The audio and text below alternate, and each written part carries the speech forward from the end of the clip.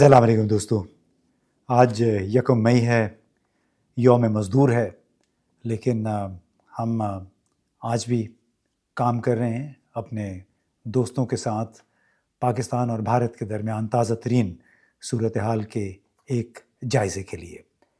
تو آج جناب میں نے سوچا کہ کیوں نہ اس بات پہ کچھ احاطہ کیا جائے اس بات کا کہ متضاد پالیسیوں کے ساتھ متضاد حالات میں رہنے والے بیشتر ممالک کس طرح اصول، قوانین، ان سب کو اور اخلاقی اقدار کو بھلا دیتے ہیں جب ان کے اپنے مطلب کی بات آتی ہے۔ سب سے بڑی اور قدیم جمہوریتیں امریکہ اور ہندوستان دونوں اپنی جمہوری اقدار پہ بہت فخر کرتی ہیں، لیکن اسرائیل کے لیے دونوں کی غیر مشروط امداد اور حمایت، بھارت کے لیے امریکی حمایت یا کشمیر اور آسام سمیت شمال مشرقی بھارتی ریاستوں میں جو سخت گیر پالیسیاں اختیار کر رکھی ہیں وہاں کی ملیٹنسی کے خلاف، یہ اس تمام کنٹرڈکشنز کا یا دوغلی پالیسی کا ایک اظہار ہے جو کہ جمہوریت کے دعوے دار ممالک کرتے ہیں۔ اسی بڑی جمہوریت میں ایک آج بڑی دلچسپ ایک تقریب ہوئی، اور یہ اس سافٹ امیج کی ریفلیکشن ہے جس کی وجہ سے بھارت کا طوطی دنیا بھر میں بولتا ہے، جس کی وجہ سے جس کو کہا جاتا ہے بھارت کی سافٹ پاور۔ وزیر اعظم نریندر مودی نے جمعرات کو یعنی یکم مئی کو ایک عالمی آڈیو ویژول اینڈ انٹرٹینمنٹ سمٹ کا افتتاح کیا۔ یہ اپنے نوعیت کی ایک پہلی کانفرنس ہے، اس کا نام رکھا گیا ہے waves 2025، connecting the countries, connecting creators, اور اس میں 90 سے زائد ممالک کے لوگ شریک ہیں، کوئی 10,000 سے زیادہ اس کے مندوبین ہیں، اور 1,000 کے قریب تخلیق کار ہیں جو کانٹینٹ رائٹرز ہیں، کانٹینٹ کریٹرز ہیں۔ تو انہیں خطاب کرتے ہوئے پھر نریندر مودی نے کہا کہ آئیے ہندوستان کی جو مثبت سٹوری ہے اس پہ اپنے فن کے آپ جوہر دکھائیں۔ اور انہوں نے نریندر مودی نے اس موقع پہ تقریر میں یہ کہا کہ لہریں یا ویو صرف ایک مخفف نہیں ہے، یہ دراصل ایک لہر ہے، واقعتاً ایک لہر ہے۔ یہ ثقافت، تخلیقی صلاحیتوں اور عالمگیر رابطے کی لہر ہے۔ اس لہر پر فلمیں، اینیمیشن، گیمنگ اور تخلیقی صلاحیتوں کی پوری کائنات بسی ہوئی ہے، اور ایک ایسا عالمی پلیٹ فارم ہے ویوز جو تمام فنکاروں کو اپنی صلاحیتیں اجاگر کرنے کے لیے، مظاہرہ کرنے کے لیے موقع فراہم کرتا ہے۔ لیکن مزے کی بات یہ تھی کہ جب یہ کانٹینٹ کریٹرز کے ساتھ وزیر اعظم مودی بات چیت کر رہے تھے، اس سے چند گھنٹے پہلے ہی پاکستانی اداکارہ ہانیہ عامر، ماہرہ خان، اقرا عزیز اور عائزہ خان کے جو انسٹاگرام ہینڈلز ہیں ان کو بھارت میں بند کر دیا گیا۔ اب جو بھارتی اخبارات ہندوستان ٹائمز اور انڈین ایکسپریس نے اس حوالے سے اپنی رپورٹ میں کہا کہ ہم نے جب ان اداکاراؤں کے انسٹا ہینڈلز کھولنے کی کوشش کی تو اس پہ یہ جواب آیا کہ یہ اکاؤنٹ ہندوستان میں دستیاب نہیں ہے۔ یہ اس لیے کہ ہم نے اس مواد کو محدود کرنے کی قانونی درخواست کی تعمیل کی ہے۔ یعنی کچھ لوگوں نے، جو عام طور پہ ہوتا ہے ہمارے جیسے ملکوں میں کہ کسی کے ذریعے ایک درخواست ڈلوا دی جاتی ہے، اس درخواست کو پھر بنیاد بنا کر کوئی قانونی یا انتظامی کارروائی کر دی جاتی ہے۔ پاکستان میں بھی اس طرح بہت کچھ ہوتا رہا ہے، اور اس سے پہلے آپ کو پتہ ہے کہ پاکستان کے 16 یوٹیوب چینلز، جس میں جیو، سما، ارشاد بھٹی وغیرہ کے بہت سارے چینلز ہیں، ان پہ بھی پابندی لگا دی گئی تھی۔ اور اس میں ظاہر ہے اس کا تمام جو اس صورتحال کا کانٹیکس ہے وہ 22 اپریل کا پہلگام کا دہشت گردی کا واقعہ ہے۔ اب اسی دہشت گردی کے واقعے کے بعد کشمیر میں کوئی 49 سیاحتی مقامات کو بند کرنے، اور جو باقی ہیں کل 87 سیاحتی مقامات ہیں تو اس میں سے 49 کو مکمل طور پہ بند کرنے کا فیصلہ کیا گیا، اور اس کے ساتھ ساتھ جو باقی رہ جاتے ہیں وہاں پہ سیکیورٹی کے انتظامات کو مزید بڑھایا جائے گا۔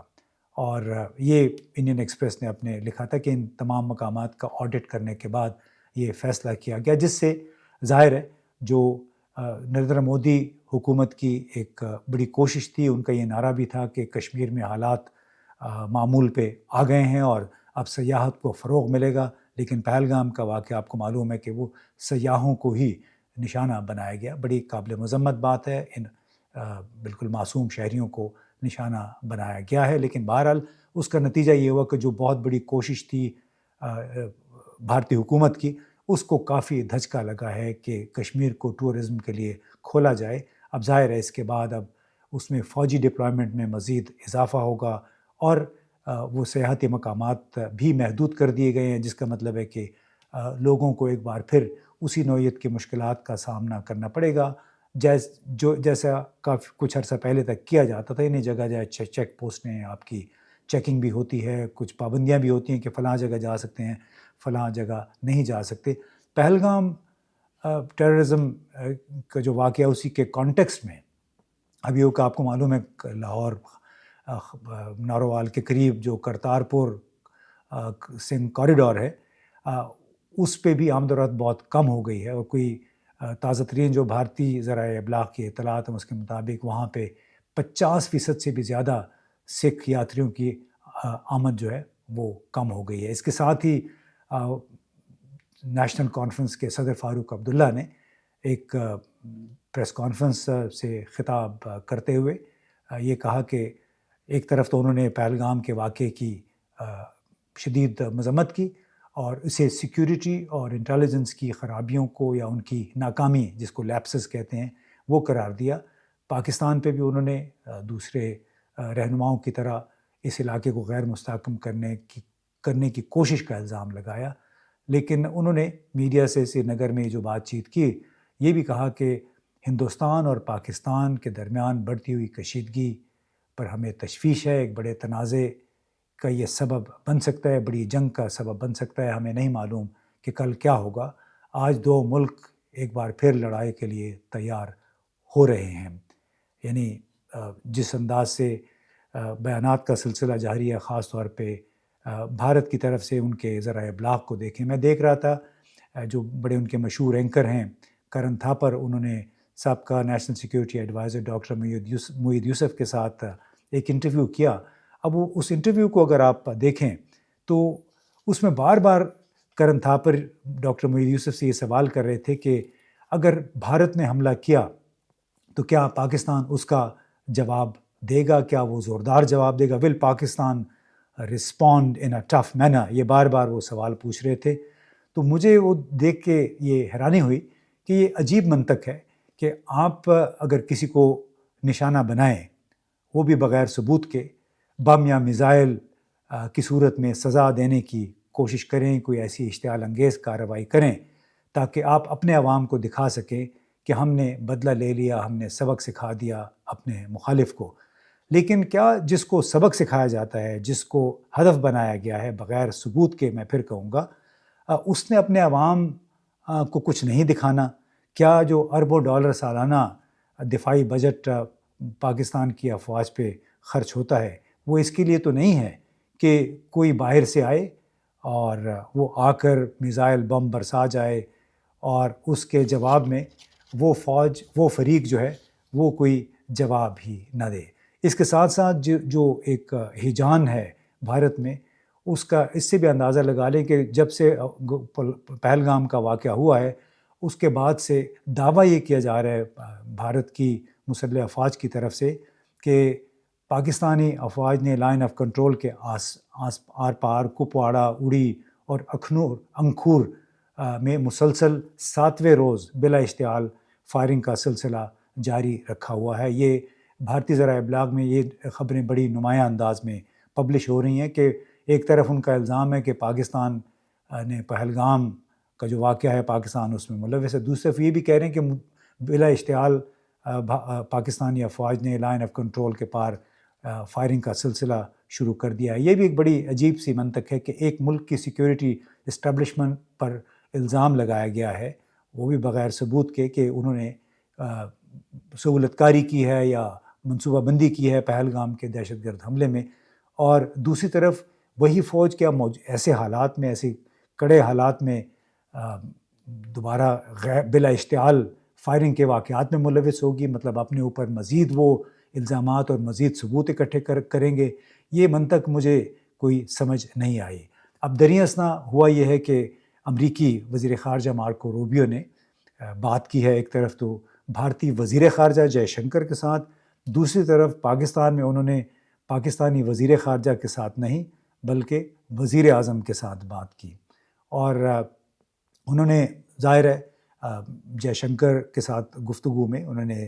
انسانی جانوں کے 27-28 انسانی جانوں کے ضیاع پہ افسوس کا بھی اظہار کیا، دہشت گردی کے خلاف ہندوستان کے ساتھ تعاون کرنے کے عزم کا اعادہ کیا، اور ساتھ میں انہوں نے بھارت کو یہ بھی کہا کہ پاکستان کے ساتھ کشیدگی میں کمی اور جنوبی ایشیا میں امن و سلامتی کو برقرار رکھنے کے لیے کام کریں۔ اب پاکستان کو بھی یہ کہا گیا کہ ہماری توقع ہے کہ وہ پہلگام کے دہشت گردی کے واقعے کی مذمت کرے گا، کیونکہ پاکستان نے براہ راست اس کی مذمت نہیں کی ہے، تو پاکستان سے ایک لحاظ سے مطالبہ ہے کہ آپ اس واقعے کی مذمت کریں اور ساتھ بھارت کے ساتھ تعاون کریں۔ تو دونوں ملکوں کو بہرحال کشیدگی میں کمی کے لیے اقدامات کرنے کی تلقین کی گئی ہے واشنگٹن سے۔ خود رشیا اور چین نے بھی کچھ ایسی ہی تلقین کی ہے دونوں ممالک سے۔ اب اس تمام صورتحال کے کانٹیکس میں ایک بڑا دلچسپ واقعہ ہوا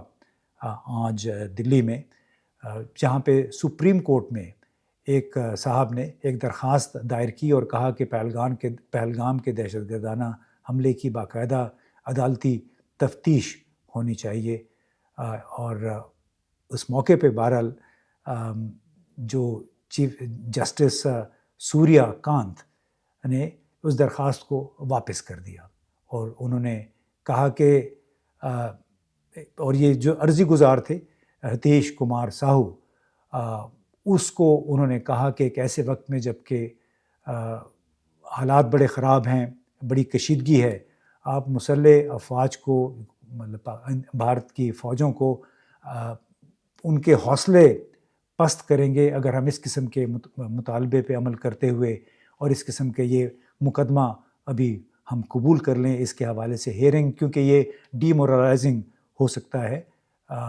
مسلح افواج کے لیے۔ اور اس میں مطالبہ یہ کیا گیا تھا کہ پورے واقعے کی باقاعدہ عدالتی تحقیقات کروائی جائے، اور جج جو سوریا کانت ہیں انہوں نے یہ کہا کہ یہ ایک اہم گھڑی ہے، ملک کا ہر شہری دہشت گردی کے خلاف لڑنے کے لیے ہاتھ ملا رہا ہے، یعنی اکٹھے ہو رہے ہیں، تو ایسی درخواستیں دائر کر کے ہماری افواج کا آپ حوصلہ مت توڑیں۔ اور اس میں بہرحال یہ ایک ایسا واقعہ تھا جس میں یعنی کافی سارے لوگوں کو اس پہ یہ کہنے کا موقع ملا کہ اس مشکل گھڑی میں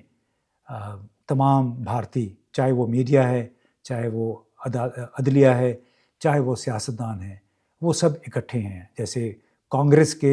ممبر پارلیمنٹ ششی تھرور نے مثال کے طور پہ ایک مضمون لکھا اور اس میں انہوں نے کہا کہ اس مرتبہ پاکستان کو نہ صرف سمارٹ بلکہ بھرپور ہمیں جواب دینا چاہیے۔ ششی تھرور بڑے زبردست قسم کے انٹلیکچوئل بھی ہیں، ماڈریٹ سمجھے جاتے ہیں، لیکن انہوں نے بھی اپنے مضمون میں یہ لکھا کہ اس مرتبہ پاکستان کو ایک زوردار اور سمارٹ جواب ضرور دینا چاہیے۔ اور اس سے